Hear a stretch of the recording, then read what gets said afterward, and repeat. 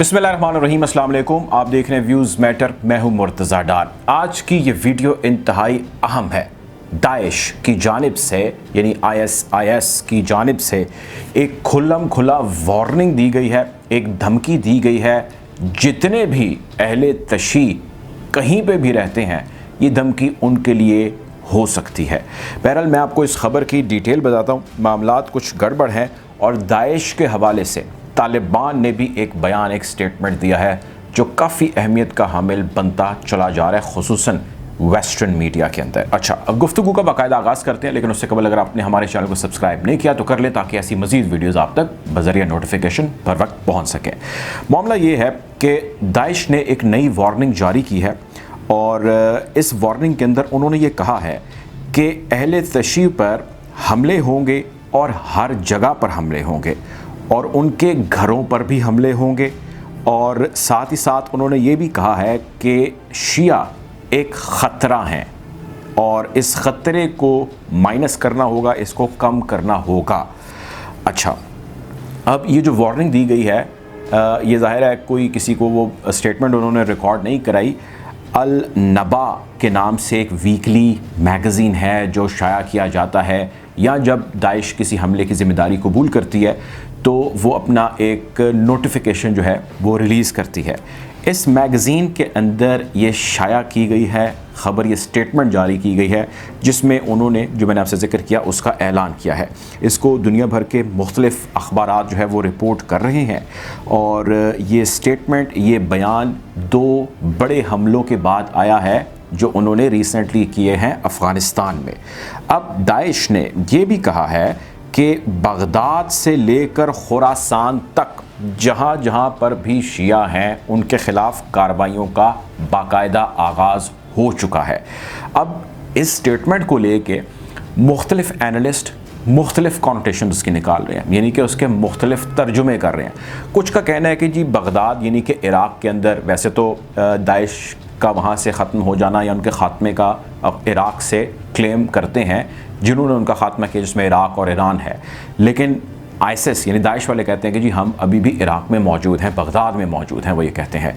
तो एक तो उन्होंने कहा कि हम वहाँ पे करेंगे, तो लोगों का ख्याल ये है कि वहाँ पे करेंगे और वहाँ के साथ साथ खुरासान यानी कि जो अफ़गानिस्तान में दाइश मौजूद है उस चैप्टर को अपने, या उस धड़े को अपने, ये दाइश खुरासान या ISIS के कहते हैं।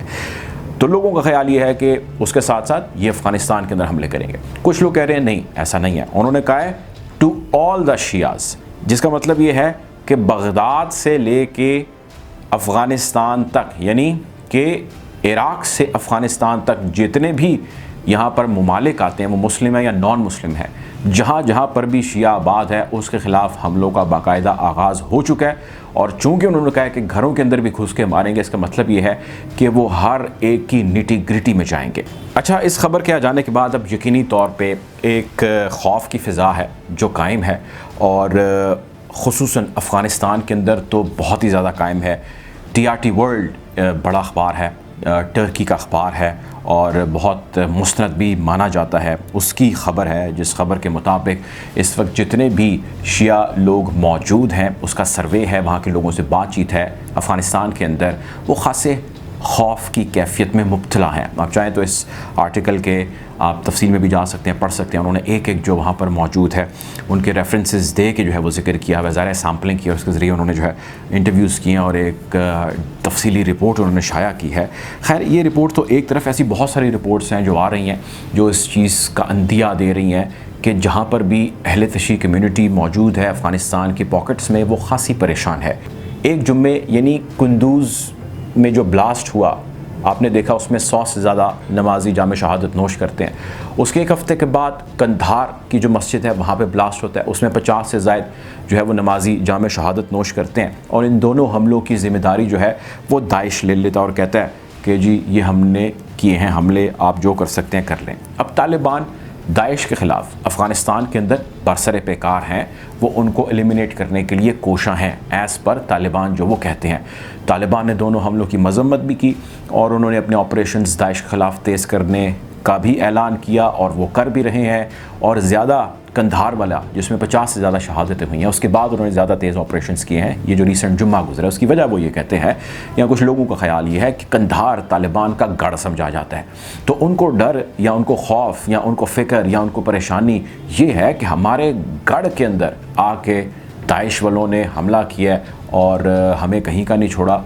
हमारी यकीनी तौर पे एक हज़ीमत है दुनिया के आगे कि हम तालिबान फ़ाइटर या तालिबान जंगजू अमेरिका को अगर यहाँ से मार भगाते हैं तो दाइश ऐसी तंजीम उठती है और उठ के हमारे घर के अंदर ही आके जो इस किस्म के हमले करती है, तो हमें इनका कला कमा करना होगा। बहरहाल ये एक अलग बहस है, फिर इसको कभी डिटेल में करेंगे। लेकिन तालिबान ने दाइश के हवाले से एक स्टेटमेंट दी है और इस स्टेटमेंट को जैसे कि मैंने जिक्र किया वेस्टर्न मीडिया बहुत लाइमलाइट का हिस्सा बना रहा है। तालिबान ने ये कहा है कि जब तक आप हमें तस्लीम नहीं करेंगे, आपसे मुराद इंटरनेशनल कम्युनिटी, जब तक इंटरनेशनल कम्युनिटी तालिबान को तस्लीम नहीं करेगी या उनकी हुकूमत को तस्लीम नहीं करेगी, दाइश तगड़े होते चले जाएंगे और हमले बढ़ते चले जाएंगे। अब इसके हवाले से वेस्टर्न मीडिया बहुत प्रचार कर रहा है स्टेटमेंट का, और वो ये कह रहा है कि तालिबान खुल्लम खुल्ला धमकियों पे उतर आया और तालिबान ये कह रहा है कि या तो हमें मानो या फिर हमलों के लिए तैयार हो जाओ। तो हमें अब इसको नए एंगल या नए जाविये से देखना होगा।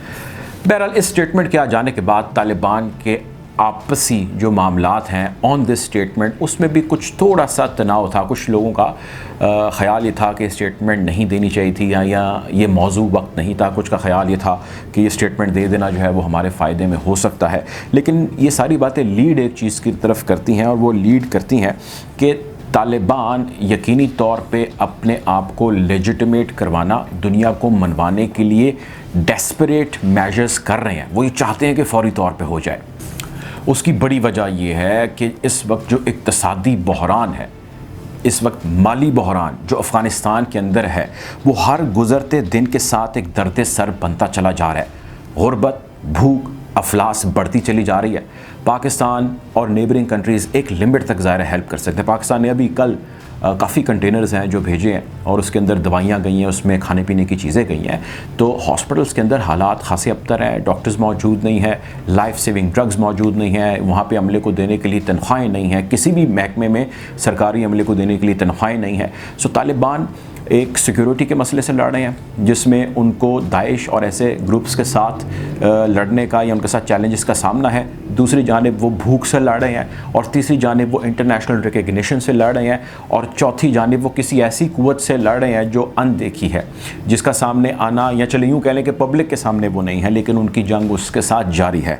ये ख्याल ये किया जाता है, ये मेरा भी कहना है फ्रॉम द डे फर्स्ट, कि जो भी सूरत हाल इस वक्त अफ़गानिस्तान में क्रिएटेड है, वो दाइश की सूरत में हो, किसी थर्ड पार्टी की सूरत में हो या कोई और, अनरेस्ट अफ़गानिस्तान में इवेंचुअली क्रिएट किया जाना अमेरिका का प्राइमरी ऑब्जेक्टिव है। उसने वक्ती तौर पे हज़ीमत बर्दाश्त कर ली, उसने वक्ती तौर पे अपने ऊपर तमाम जो है वो ओनस ले लिया कि जी हाँ हम हारे और हमें तालिबान ने मार भगाया यहाँ से और हम भगोड़े हैं, लेकिन उसने प्राइमरी ऑब्जेक्टिव अपना सीधा कर लिया और उसका ऑब्जेक्टिव ये था कि वो यहाँ पे अनरेस्ट क्रिएट करें। अब बढ़ते हुए दाइश के असर व रसूख, अब बढ़ते हुए यहाँ पे इन्फ्लेशन, अब बढ़ते हुए यहाँ पे ख़राबी और जितने भी इससे जुड़े मामला हैं उस पर नज़र दौड़ाएँ तो आपको समझ आएगा कि यहाँ पे क्रिएट होता हुआ अनरेस्ट अमेरिका को, चाइना, ईरान, सीपैक या ऐसे बहुत सारे और इनिशिएटिव्स हैं, सेंट्रल एशियन रियासतें हैं जिसमें उज़्बेकिस्तान, ताजिकिस्तान, तुर्कमानिस्तान वगैरह वगैरह जो है, इनके अंदर इनको तंग करने या इनको यहाँ से प्रॉब्लम क्रिएट करने में बहुत सारे फ़वाइद देगा। बहरहाल हम कोशिश करेंगे खित्ते की बदलती सूरत हाल के हवाले से आपको अपडेट रखें। अपना ख्याल रखें, दुआ में याद रखें। अल्लाह हाफ़िज़।